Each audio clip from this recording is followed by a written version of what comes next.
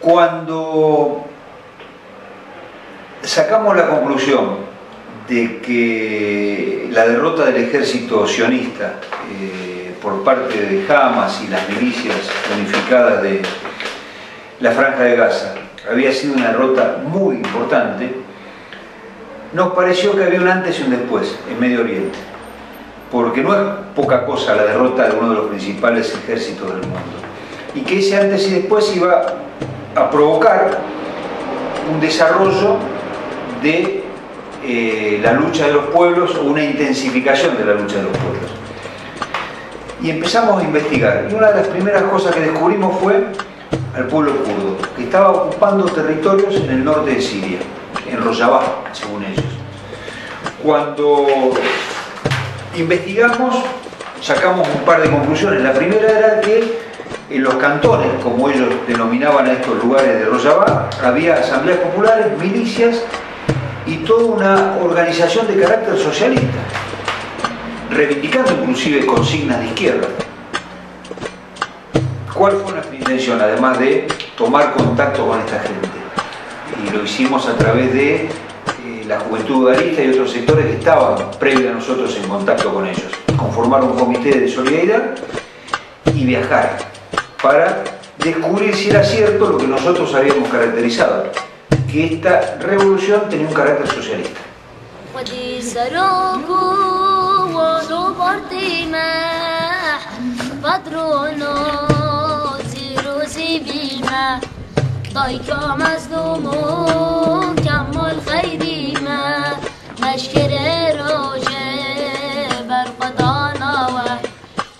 Pasar la frontera es, entre Turquía y Siria, un desafío bastante difícil. Para que tengas idea, nosotros estábamos en Suruç organizando el paso a la frontera, tuvimos varios días esperando que haya posibilidad de hacerlo, y antes de que pasáramos nosotros pasó un grupo. Todos los días pasaba un grupo solidario con la revolución, o sea, gente que venía de Italia, gente que venía de España, de comités, por ejemplo, de apoyo, periodistas que iban a cubrir la guerra o la reconstrucción de Kobani, y el grupo que pasa delante de nosotros es un grupo de italianas, y italianos también. Dos chicas italianas, una de ellas abogada de derechos humanos, que está cubriendo un caso de Kader Portakaya, que es una chica turca que fue muerta en la frontera, y otra que la ayuda a ella.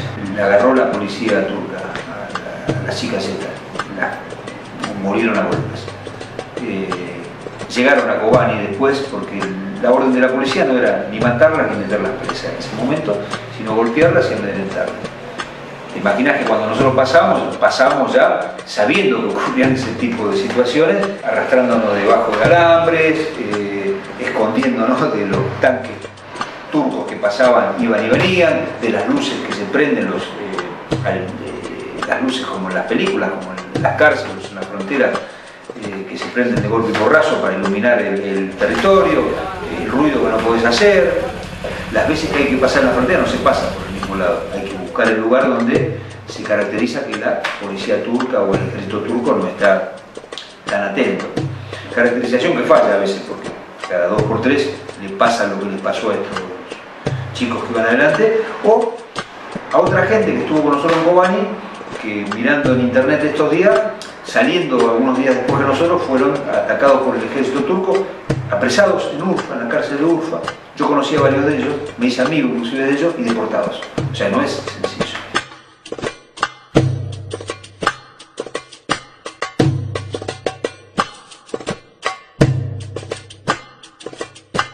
Llegamos agitadísimos. Cuando llegamos agitados y cansados, yo tengo casi 60 años, muy cansado, a pesar de que estoy bien físicamente, que juego al fútbol y nada, pero llegué molido. Nos recibió una familia campesina. Mi primera imagen fue como llegar al paraíso. Después de semejante paso, una familia campesina que nos recibe en una casa, agasajándonos, con carne cruda, molida y trigo burgol. Acá se hace una comida parecida que es el tipi, los que conocemos algo de eso, yo la hago también acá, que se puede cocinar o comer cruda. En el norte, en Tucumán, en Santiago, que hay muchos sirios leoneses, se estila. Esta es una variante del kipi con mucho pimentón, amasada en una palangana, la carne molida con el trigo burgol y cruda y el pimentón. Hablábamos, tratamos de entendernos, ninguno de ellos hablaba inglés, o sea, por señas, hasta que llegaron los primeros milicianos de las YPG, que fue un impacto, porque nosotros habíamos visto a todos ellos en los videos, nos habían contado de ellos, y verlos en vivo y en directo a los primeros era como decir, llegaron los héroes, o sea, la gente que está combatiendo el fascismo. Y descubrimos dos personas muy parecidas a nosotros o a la gente que vemos todos los días, con dos AK-47 en sus manos, muy amables, muy contentas de vernos. Tenés dos tipos de personas, a grandes rasgos. Uno es el militante de muchos años, educado en las montañas de Candil, o educado desde la guerrilla de las montañas de Candil, combinado con el estudiante. Hay muchos estudiantes que vienen de las universidades, estudiantes kurdos y turcos que son solidarios con los kurdos. Y el otro tipo de guerrillero es el que está empezando a combatir, o empezó a combatir en esta guerra, educado por estos otros en las escuelas militares y políticas de la YPG, que es la Unidad de Protección y de Autodefensa del Pueblo. YPG del pueblo y YPG de mujeres. ¿Qué dicen ellos? ¿Y qué practican ellos? Que lo militar es una cuestión menor. Los educan, los entrenan, son combatientes excepcionales, pero tienen una opinión política que es a la cual yo adhiero, que es que principalmente tienen que estar ganados para la estrategia por la cual están combatiendo. O sea, si ellos pelean por una causa justa y saben que esa causa se puede conquistar, van a pelear mucho mejor que cualquier otro que esté mejor armado que ellos o inclusive mejor entrenado militarmente. De esa manera, la instrucción militar es secundaria en relación a la instrucción política.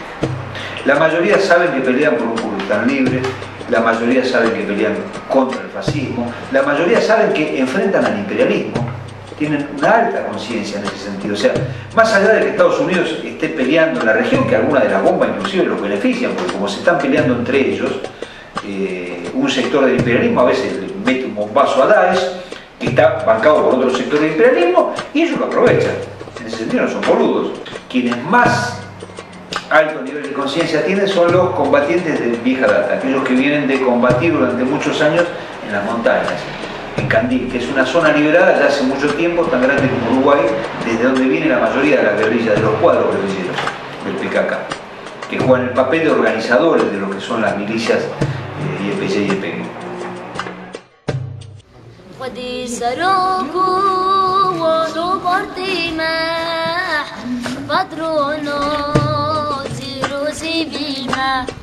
طايكا مظلومون كمل خيري ما مشكر روجه برقدانا و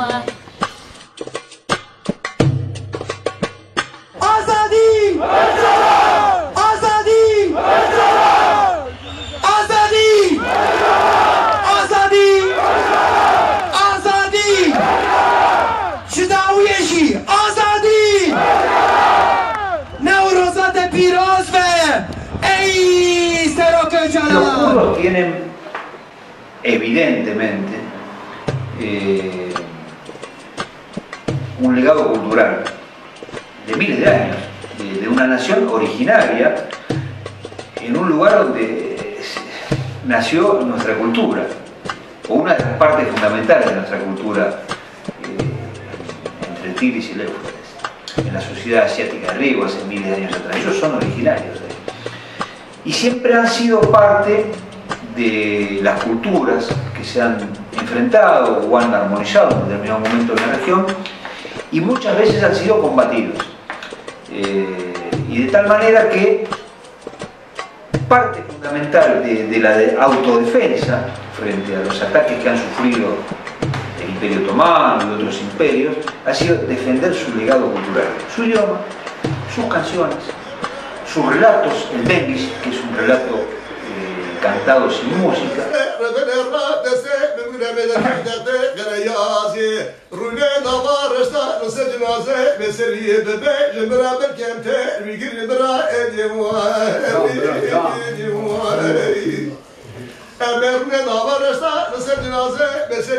yıldıra belkemter bigirir bala xude seri var ve pek etmedi acele ferdisine yekrin davarışta secifa fıdarda livar rahat ya.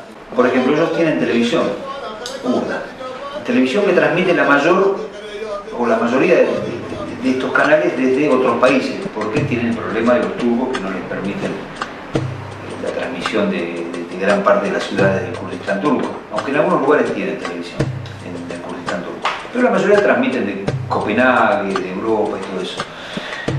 Estos canales son canales de la guerrilla, donde transmiten información de la guerrilla, cómo entrenan, cómo combaten, qué dicen, qué ideología tienen, y canales culturales, la mayoría. Y la mayoría de estos canales culturales son de música.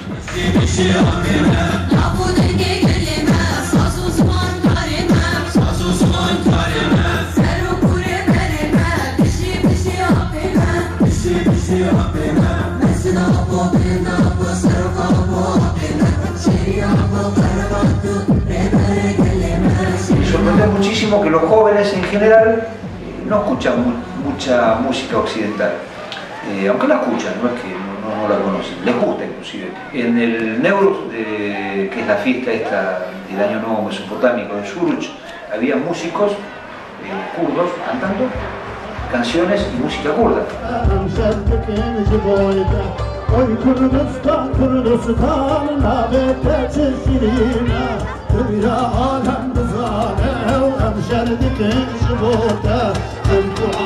En Nevruz, con 2 millones de kurdos, en Ahmet, en Diyarbakir, que es la capital del Kurdistán en Turquía, era una demostración y una provocación a los turcos, que ellos hacían lo que querían, vistiéndose de esa manera, hablando en kurdo, cantando con sus canciones, gritando por sus líderes, utilizando sus banderas, etcétera, etcétera. O sea, ellos saben provocar, entre comillas, en el mejor sentido de la palabra, en los momentos que corresponden.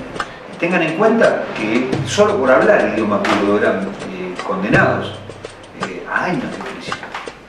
Solo por vestirse a la manera kurda eran condenados y metidos presos.